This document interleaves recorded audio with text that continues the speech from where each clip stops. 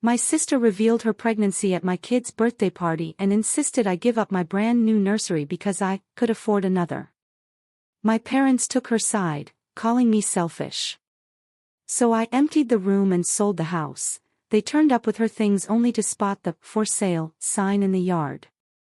Can you imagine dedicating your whole life to your family, only to realize they see you as nothing more than an ATM and a doormat?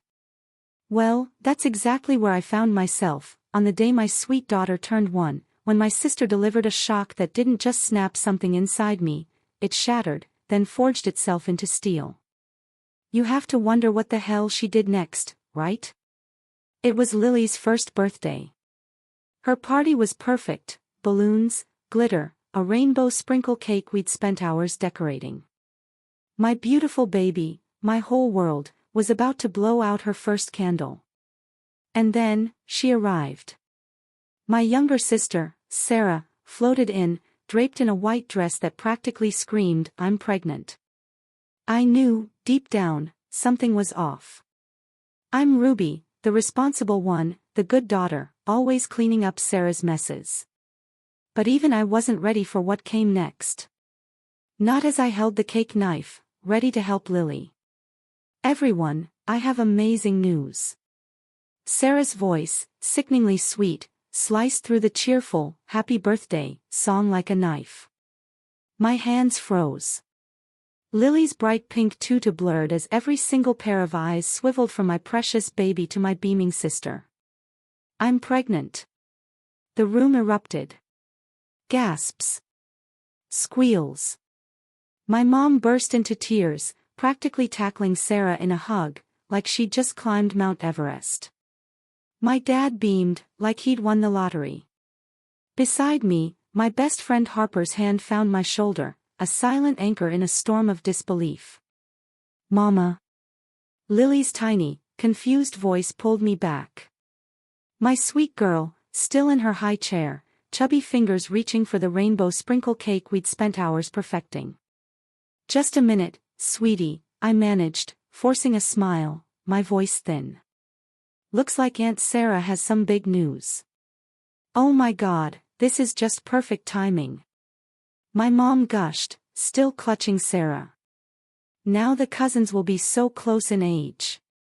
Sarah finally disentangled herself. Her eyes, that familiar, calculating glint I knew all too well, fixed on me as she glided closer. "Actually, Ruby, I've been thinking." "Here we go." I braced myself. "You know how Chad and I are still trying to figure out our living situation." She gestured vaguely at her on-again, off-again boyfriend, Chad, who was, of course, stuffing his face with chips in the corner. "Well, your house has that beautiful nursery you designed for Lily." I gripped the cake knife tighter. "What about it?" "Well, Lily's getting bigger now, and you have that spare room upstairs that would make such a cute big girl room for her." Her voice, that whiny, wheedling tone I dreaded, grew softer. "Maybe you could just let me have the nursery. You can build another one upstairs." The room went silent. You could hear a pin drop. Except for Lily's soft babbling. I could feel Harper tensing beside me, practically vibrating, ready to launch. I held up a hand. "Let me get this straight," I said, my voice eerily calm. Too calm. "You want me to give you my nursery? The one I spent months designing and decorating for my daughter?" "Well, yeah." Sarah brightened, totally misinterpreting my calm as agreement. "It makes perfect sense. You're established. You're doing so well with your job, and I really need the help right now. Chad's between opportunities." "And you mean he's unemployed again?" Harper muttered, barely audible beside me. "Ruby." My mom cut in, already on cue. "Your sister needs family support right now. You know how hard pregnancy can be, especially when you're—" She paused, glancing pointedly at Chad, dealing with various challenges. My dad nodded sagely. "It would really help your sister out, Ruby, and you've always been so good at handling things." I looked around the room. My parents' expectant faces. Chad's disinterested slouch. Sarah's practiced pout. Then my eyes settled on Lily, still patiently waiting for her cake, trusting that Mama would make everything right. And in that moment, something inside me shifted. Years of being the responsible one, the reliable one, the one who always gave in. It all crystallized into a diamond-hard resolve. I smiled. A cold, cold smile that didn't reach my eyes. "Of course, Sarah," I said. "You can bring her things next weekend." Sarah squealed, throwing her arms around me. My parents beamed with approval.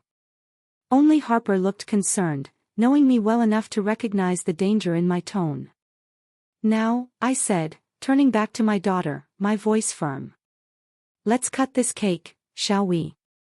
As everyone gathered to sing again, I caught Harper's questioning look. I gave her a slight nod, one that said, "Watch me. Just watch what happens next." Because what my dear family didn't know is that I'd finally learned something crucial. Sometimes being the responsible one means taking responsibility for your own happiness. And sometimes that means burning it all down. I helped Lily blow out her candle, already planning how to light a much bigger fire. "You're not seriously considering giving her the nursery, are you?" Harper's coffee mug clanked against the cafe table. 3 days had passed since the birthday party disaster, and her patience was wearing thinner than mine. "Of course not," I replied, stirring my latte absently. "But you should have seen the text I got this morning. Sarah's already picking out paint colors." Harper pulled out her phone. "Show me." I handed it over, watching her scroll through the endless stream of messages, pictures of cribs, wallpaper samples, nursery themes, interspersed with comments like, "This is exactly what I want," and "We should start moving things out this weekend." "Jesus," Harper muttered. "She really thinks she's getting your house, doesn't she?" A bitter memory flashed through my mind. Sarah, 16, taking my prom dress without asking because she needed it more for her junior formal. Me, finding it later, returned with wine stains and a torn hem. "Remember when she worked for me?" I asked, watching a young mother at the next table wrangle her toddler. 3 months at my company, and she nearly cost us our biggest client because she couldn't be bothered to show up on time. "And your parents said you were being too hard on her," Harper finished, "because she was going through a rough patch with what's his name?" "Dylan," I supplied. "Before Chad, after Trevor, but before Marcus." "The one you paid rent for?" "No, that was Josh. Dylan was the one you bailed out of jail after he got drunk and tried to steal a police horse." I laughed, but it came out hollow. God, I sound like a human ATM, don't I? Harper leaned forward. "Ruby, honey, you're not an ATM. You're a doormat. And I say that with love." My phone buzzed again. This time, it was my mom. "Sarah's so excited about the nursery. We should all go shopping this weekend. Your father and I can help with the renovation costs for Lily's new room." I showed Harper the message. Her eyes narrowed. "They really think they can just redistribute your house? They've been redistributing my life since I was old enough to have something worth taking." The words came out sharper than I intended, years of resentment behind them. When I got my first job at 16, guess who had to share her paychecks? When I got my college acceptance letters, guess who had to defer a year so Sarah could have her dream gap year in Europe? "Which she quit after 3 weeks, Harper added. "And who paid for the emergency flight home?" I raised my hand like a student answering a question. "This girl." My phone buzzed again. This time, it was a real estate listing from Ivy, my agent. A beautiful 3-bedroom condo across town, newly renovated, with a view of the park. Harper peered at the screen. "What's that about?" I stood up, gathering my things. "That's my next appointment." Want to come see what karma looks like? 20 minutes later, we stood in an empty living room flooded with natural light. Ivy, clipboard in hand, watched me run my fingers along the smooth quartz countertops in the kitchen. The sellers are motivated, she said. They'd consider a quick close if the offer is right. I walked to the smaller bedroom, already picturing Lily's toys scattered across the hardwood floors. It was smaller than her current nursery, but it had a window seat, perfect for reading stories. Ruby. Harper called from the master bedroom. Come look at this view. I joined her at the window, taking in the sprawling park below. No shared walls with entitled siblings. No space for family to crash indefinitely. Just peace. What about your house? Harper asked quietly. I pulled out my phone, showing her the text I'd drafted to Ivy earlier. Asterisk, list it. Price it to sell fast and don't tell anyone in my family. Asterisk. Ivy appeared in the doorway, her professional mask cracking slightly to reveal a small smile. Are we doing this? I thought about Sarah's white dress. About my daughter's confused face when her special day was hijacked. About 32 years of being the responsible one, the reliable one, the good daughter. It's go time, I whispered, hitting send on the text. Harper wrapped an arm around my shoulders. You know they're going to lose their minds, right? I watched a young couple playing with their dog in the park below, free and happy in their own space. Maybe it's time they learned what it feels like to lose something they thought they were entitled to. Shall I draw up the paperwork? Ivy asked. I nodded, feeling lighter than I had in years. Make it ironclad. No family discounts this time.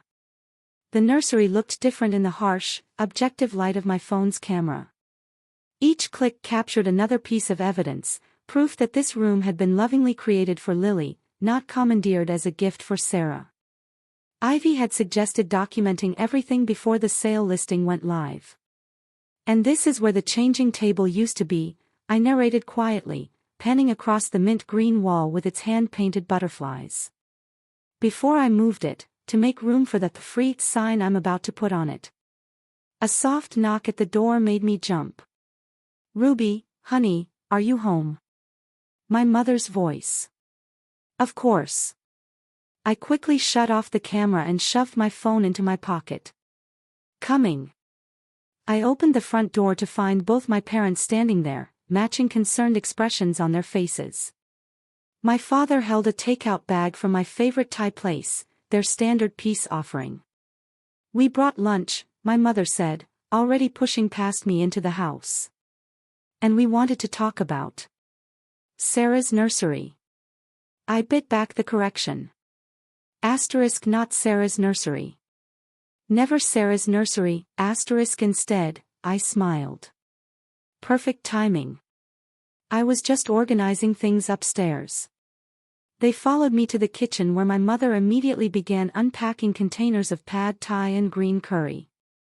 My father settled into his usual chair, the one that would be gone in less than a week.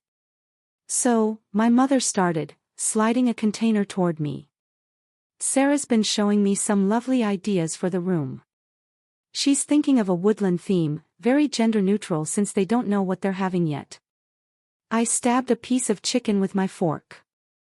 That sounds nice. We know this is a big change, my father added. But your mother and I have been talking. We'd like to help with the renovation costs for Lily's new room. Make it really special for her. That's so generous, I said, the words tasting like ash in my mouth. But actually, I've been thinking about Sarah's situation. My mother perked up. Oh, you're right.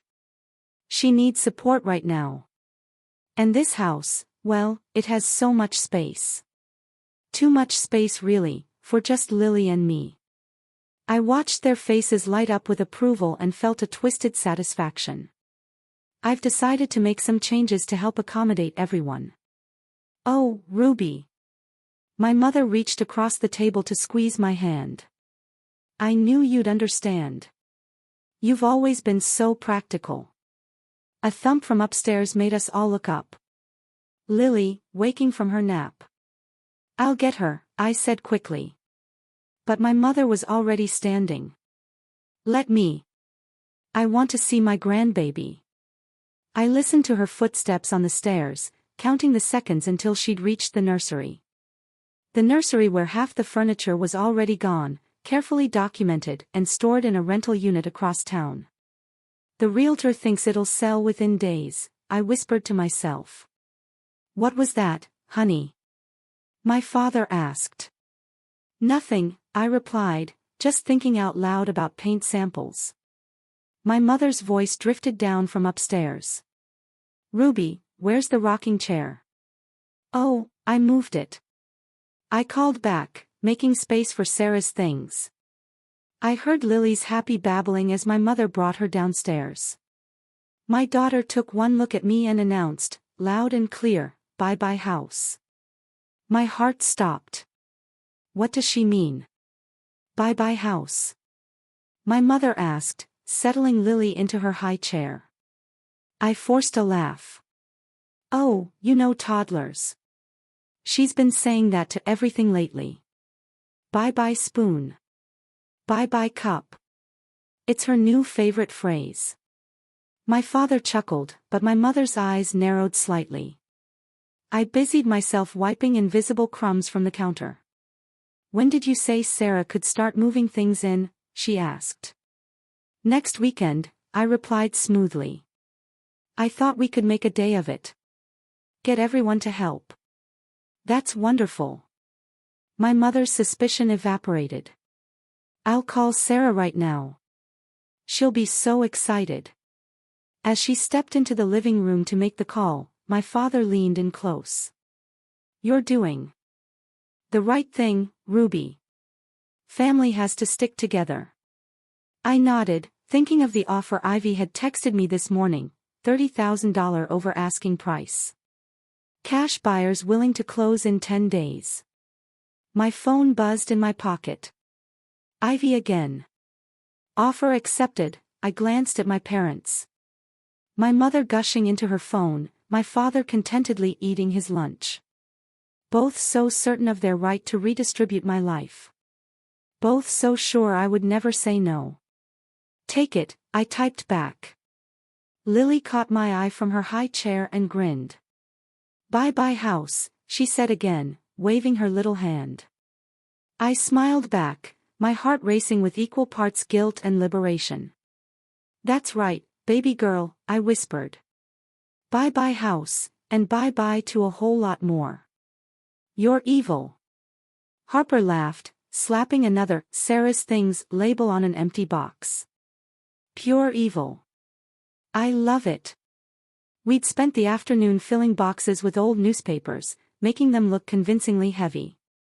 Each one was carefully labeled, Sarah's books, Sarah's winter clothes, Sarah's kitchen stuff. The moving company would be here tomorrow to take my actual belongings to the new condo. But these decoy boxes. They'd stay, completing the illusion that I was making space for my sister. "The best part," I said, taping up another box, "Sarah texted asking if she could store some things here early." I told her there was plenty of room. "Does she have any actual things to store?" Harper scoffed. "Nope. But she'll show up with Chad's gaming console and 3 trash bags of laundry, just like last time." Harper snorted. "How many times has she temporarily moved in with you?" 4. I checked my phone. No. 5. I forgot about the time she got kicked out of that yoga instructor's apartment. The one she was dating while still living with Marcus. That's the one. Just then, Lily toddled past us, dragging her favorite stuffed elephant. "Bye-bye house," she called out cheerfully.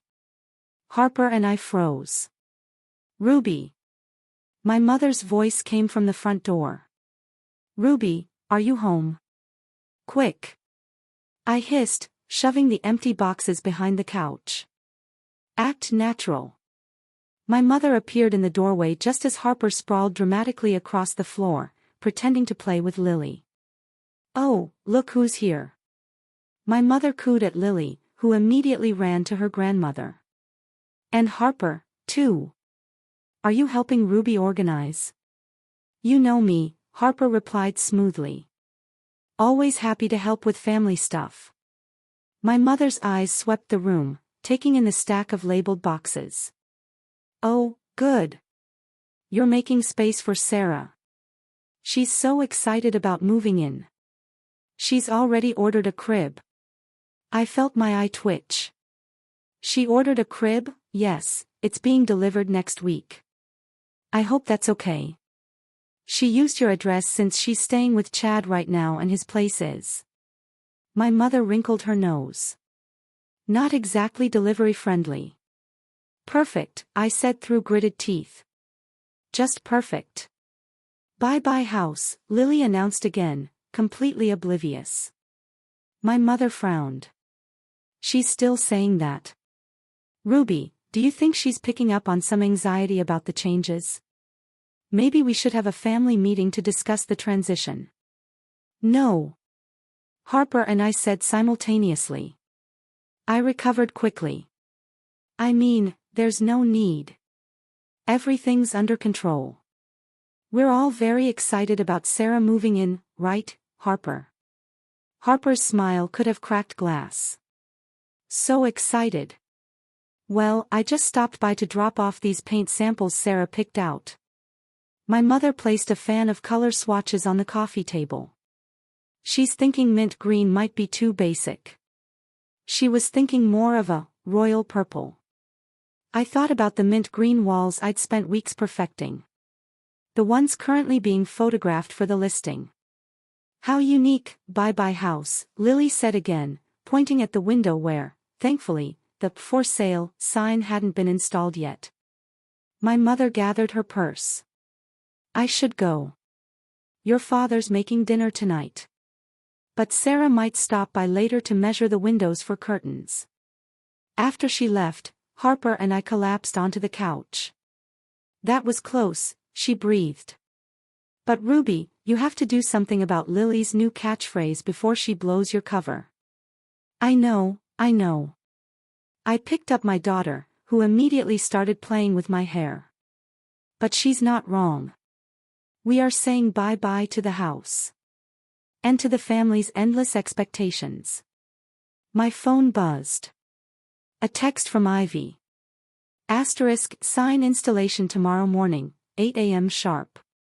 You ready for this? Asterisk, ready for this? Harper asked softly. Once that sign goes up, there's no going back. I looked around at the staged boxes, the paint samples, the space that had never really been mine because my family had always felt entitled to it. Then I looked at my daughter, innocent and happy, unaware that her mother was about to burn every bridge we'd ever crossed. You know what the worst part is? I said, bouncing Lily on my knee. They're so convinced I'll never say no, that they're not even bothering to ask permission anymore. They're just taking. Not for much longer, Harper reminded me. My phone buzzed again. Sarah, this time. Found the perfect chandelier for my nursery. Ordering it now. You don't mind if they deliver it there next week, right? Love you. I showed Harper the text. She raised an eyebrow. Want me to help you stack more empty boxes? Yes, I said, setting Lily down. And then we're going to practice saying a new phrase, right, baby girl? Lily looked up at me with her big brown eyes. Bye-bye house. No, sweetie. This time we're saying, bye-bye, Sarah. I watched through my living room window as Sarah's rented U-Haul truck pulled into my driveway. Right on schedule.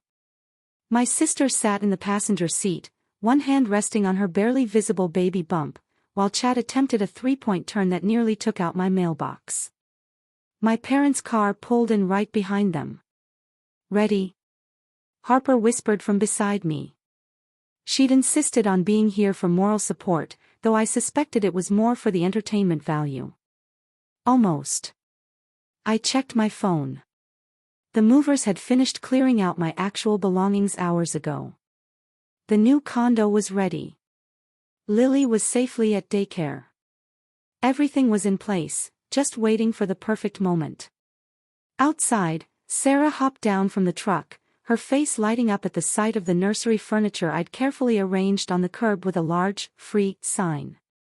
My mother was already heading for the front door, keyring in hand, the key I'd conveniently forgotten to ask her to return months ago. The doorbell rang. "Places," I muttered to Harper, who retreated to the kitchen with her phone ready to record. I opened the door to find my entire family on the porch, beaming like they'd just won a prize. "We're here," Sarah announced, pushing past me into the house. "Chad, grab those boxes by the door. They're labeled for the nursery. Mom, did you bring the paint samples? And Ruby, we need to talk about that chandelier delivery." She stopped dead in her tracks. The entrance hall was completely empty. No boxes, no furniture, no pictures on the walls. "Ruby?" My mother's voice wavered. "What's going on?" I smiled sweetly. "Oh, did I forget to mention? The house has been sold." The silence that followed was deafening. "What?" Sarah's voice came out as a squeak. "The house is sold." I pointed to the massive, "For Sale" sign in the front yard, now sporting a bright red, "Sold" sticker across it.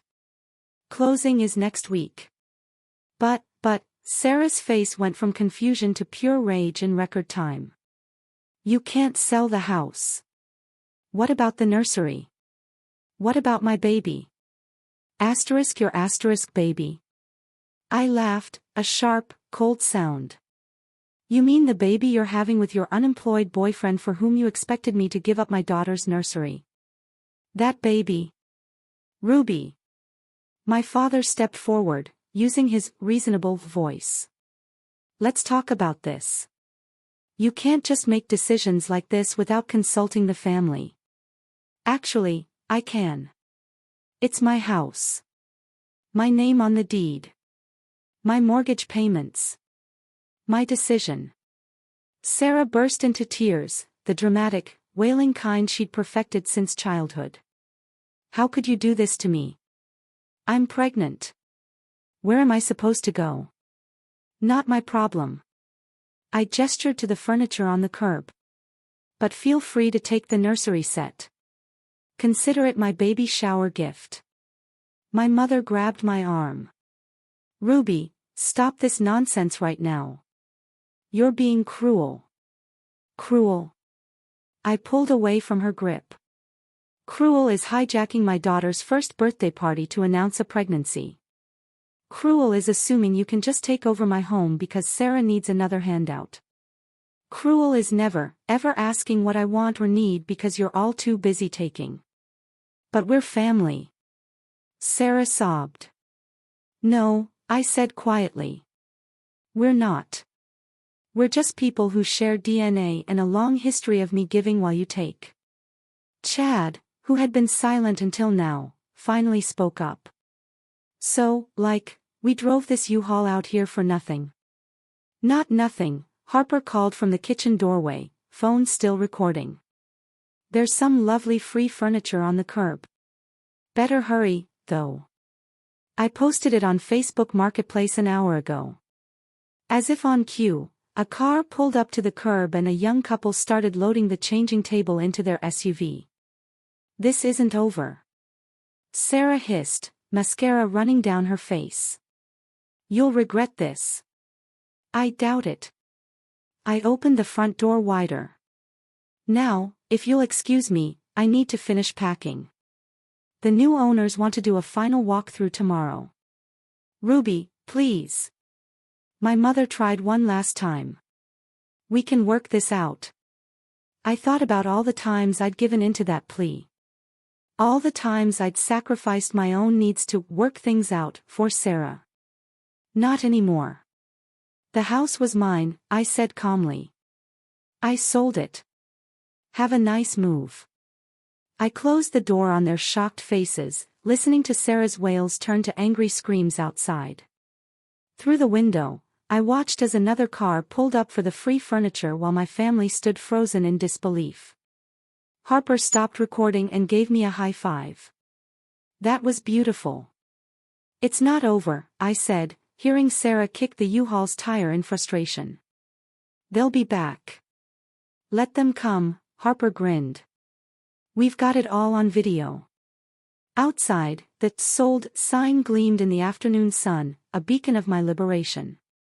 And somewhere across town, in a peaceful condo overlooking a park, my daughter's new room was waiting. Free of family drama. Free of manipulation. And most importantly, free of Sarah. My phone hadn't stopped buzzing for 3 days.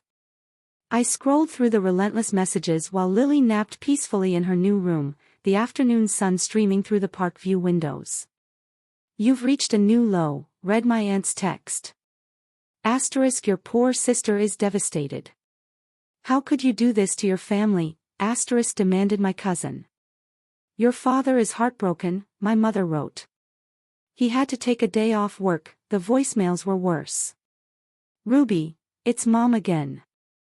Sarah's been throwing up from stress. If anything happens to this baby, it's on you. Call me back. Then Sarah, hey sis, it's me. My lawyer says what you did could be considered emotional distress. Just letting you know.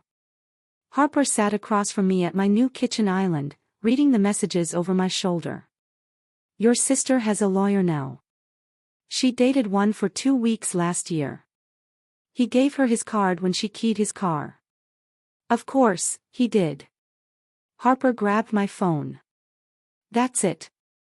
We're blocking them all. Wait. I reached for the phone, but Harper held it away. No waiting. Look at you. You haven't slept properly since the move. You jump every time your phone buzzes. This isn't healthy. She was right. I'd spent 3 nights lying awake, replaying the looks on their faces when they saw the "sold" sign. The way Sarah's voice cracked when she realized I wasn't joking. My father's disappointed headshake. I swallowed hard. Part of me still wanted them to understand, to finally see things from my perspective. They won't, Harper said gently. They've had 32 years to see your perspective. They're not going to start now. My phone buzzed again. This time it was Sarah, posting on Facebook, asterisk, some people think money and success give them the right to destroy families. Karma will come for those who hurt pregnant women. Hashtag toxic, hashtag betrayed, hashtag family trauma. Asterisk, the comments flooded in immediately. Stay strong, girl. Some sisters are just jealous of new babies. Can't believe anyone would do this to their pregnant sister. Harper made a disgusted noise. Oh, that's rich coming from the woman who announced her pregnancy at her niece's first birthday party. A knock at the door made us both jump. Through the peephole, I saw Chad, shifting awkwardly in the hallway. Should I call security? Harper whispered. I shook my head and opened the door. What do you want, Chad?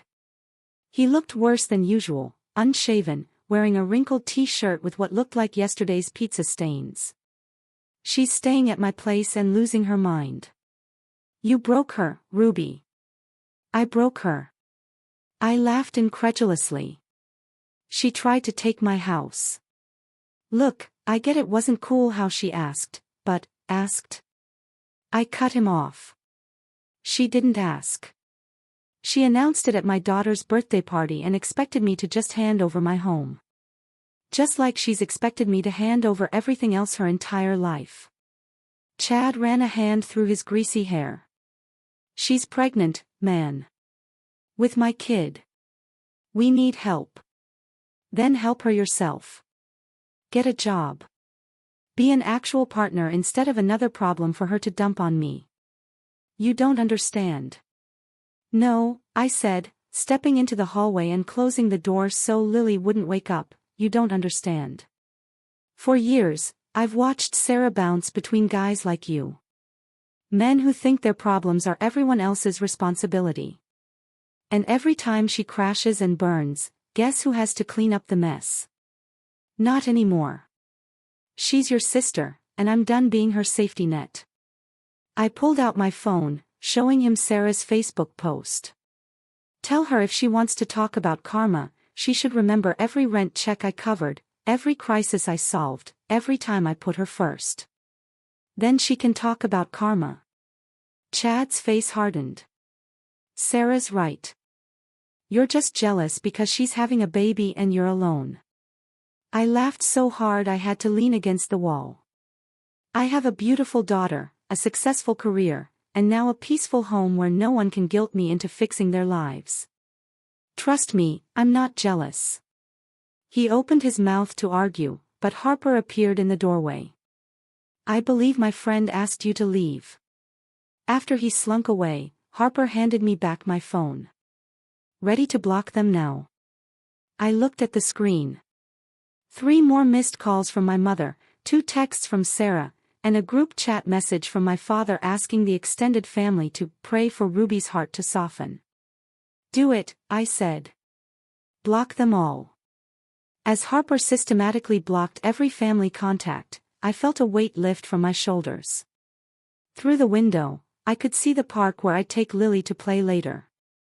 No drama. No guilt. No manipulation. There, Harper announced, handing back my phone. Now it's just you, me, and that bottle of wine I brought to celebrate your freedom. From the bedroom, I heard Lily stirring from her nap. Make that you, me, Lily, and wine. Perfect combination, Harper smiled.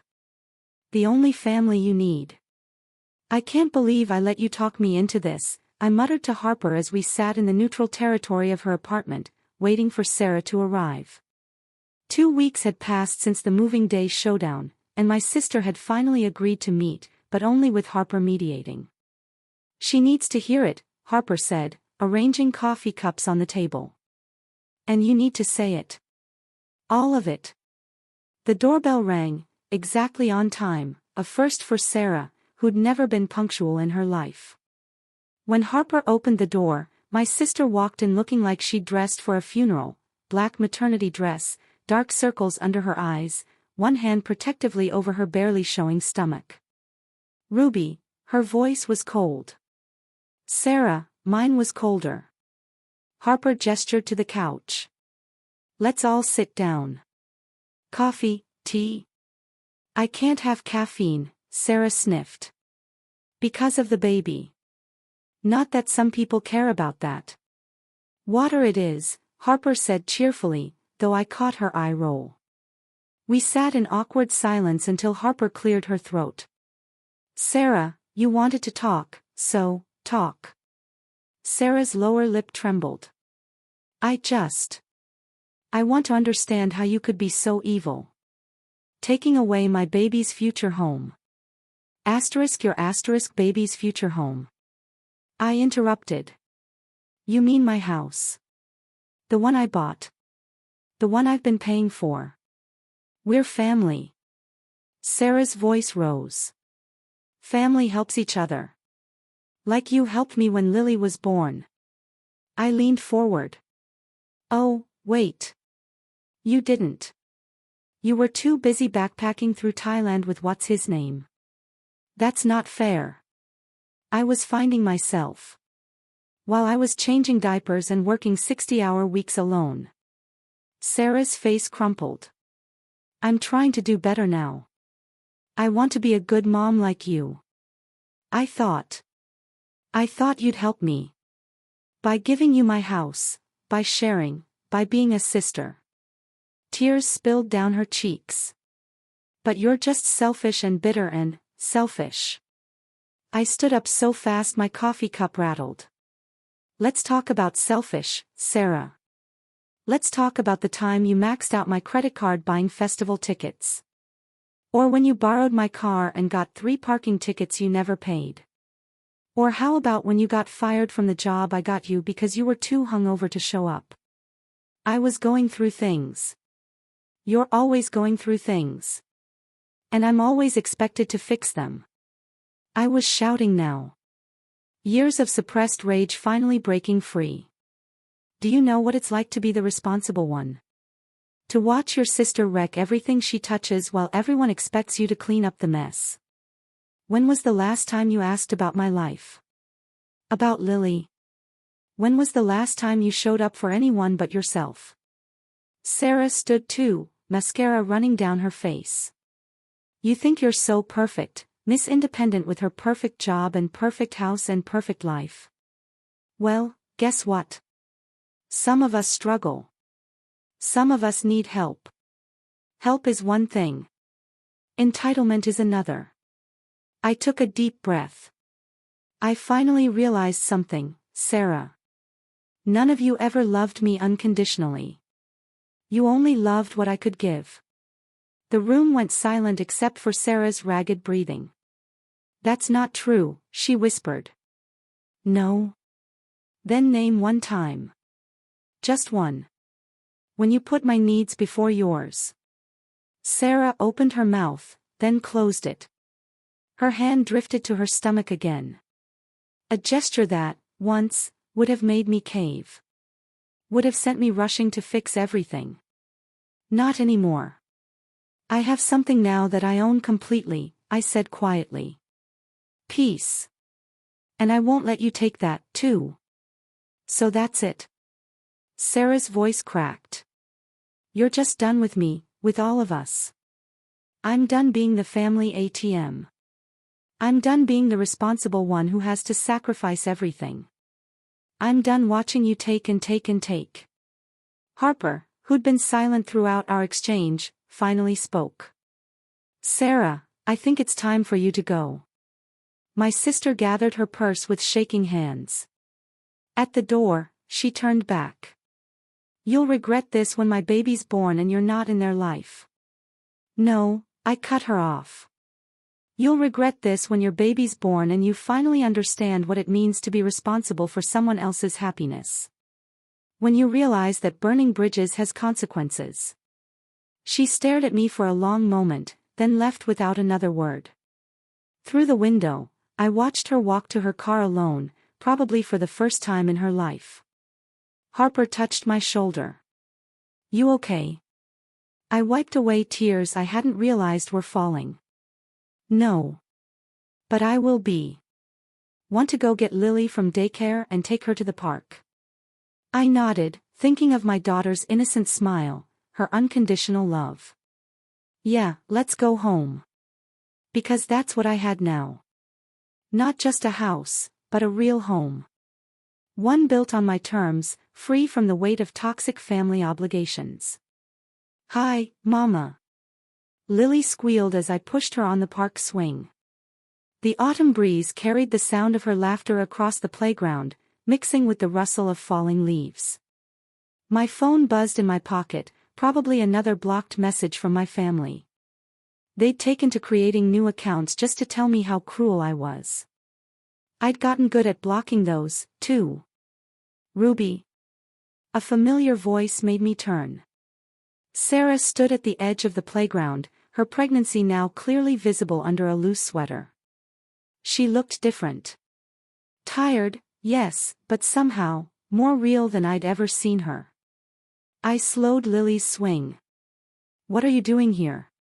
I live nearby now, actually. She gestured to a small apartment building across from the park. Chad and I broke up. I got a job at the coffee shop downstairs. That explained why she looked different. She was wearing a barista's apron instead of her usual designer clothes. You're working? I couldn't keep the surprise from my voice. Yeah, she smiled weakly. Turns out when you can't rely on someone else to fix everything, you have to fix it yourself. Lily pointed at Sarah's belly. Baby. That's right, sweetie, Sarah said softly. Your cousin's in there. I helped Lily out of the swing. Why? Are you here, Sarah? I had my first ultrasound yesterday. She pulled a grainy black and white photo from her apron pocket. It's a girl. And it made me think about Mom, about how she always played us against each other. About how I let her do it because it was easier than growing up. I sat on the empty swing, pushing myself slightly with one foot while Lily played in the sand nearby. Did Mom send you? No. She doesn't know I'm here. She's still on Sarah's side. She caught herself. She's still Mom. But I'm trying not to be, well. Me? What does that mean? It means I'm sorry. The words came out in a rush. Not just for the house thing. For everything. For being the hurricane that blew through your life, expecting you to rebuild everything I destroyed.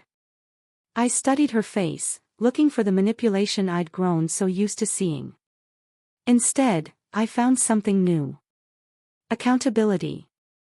The thing is, she continued, when Chad left and Mom started talking about me moving back home, I realized I was about to do to my daughter what Mom did to us.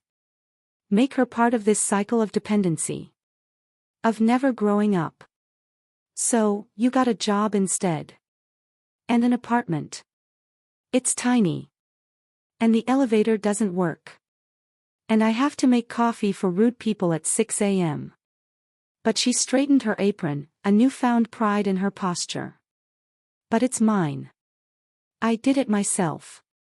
Lily ran over with a handful of sand, proudly showing it to both of us before letting it slip through her fingers. I'm not asking for anything, Sarah said quickly. I want my daughter to know her cousin. To know what strength looks like. Because that's what you are, Ruby. Strong. Not cruel, like Mom says. Strong. I watched Lily playing, thinking about all the times I'd wished for this. For Sarah to finally see me. Really see me. There's a coffee shop near my condo, too, I said finally. Are they treating you better at yours? Sarah laughed. A real laugh, not her usual practiced giggle. The tips are decent. And my manager says I'm getting better at not burning the lattes. Lily and I usually get hot chocolate there on Sunday mornings, around 9 o'clock. She caught her breath. Yeah. Yeah. And sometimes we feed the ducks after, when we're not too busy. I'd like that. She wiped her eyes. God, these pregnancy hormones are killer. Tell me about it, I said, a small smile forming on my own lips. I cried at a paper towel commercial when I was pregnant with Lily. We shared a smile. Small, tentative, but real. I should get back to work, Sarah said, adjusting her apron. But. Sunday. I nodded. Sunday. As she walked away, Lily waved. Bye-bye, baby. You know what, sweetie? I scooped her up, breathing in her baby shampoo smell. I think we just said hello instead. That evening, as I tucked Lily into bed in our cozy condo, I thought about karma. Everyone had expected it to look like revenge, like my family getting what they deserved. Instead, it looked like Sarah in an apron, learning to stand on her own. Like me, learning to set boundaries without burning every bridge. Sometimes, karma isn't about monsters getting punished. Sometimes, it's about people finally facing themselves in the mirror. I kissed Lily's forehead and whispered, "Sweet dreams, baby girl." Because that's what I'd really bought when I sold that house. Not just peace, but the chance for a new story. One where strength didn't mean carrying everyone else's burdens. And family didn't mean sacrificing yourself. One where bye-bye house meant hello to something real. This journey was incredibly tough, and honestly, a little scary. So, I have to ask, if you've ever felt like the responsible one in your family, or if you've had to make a drastic change to protect your own peace, what would you have done in my shoes? Or what did you do? Share your thoughts in the comments below. I'm really curious to hear your stories.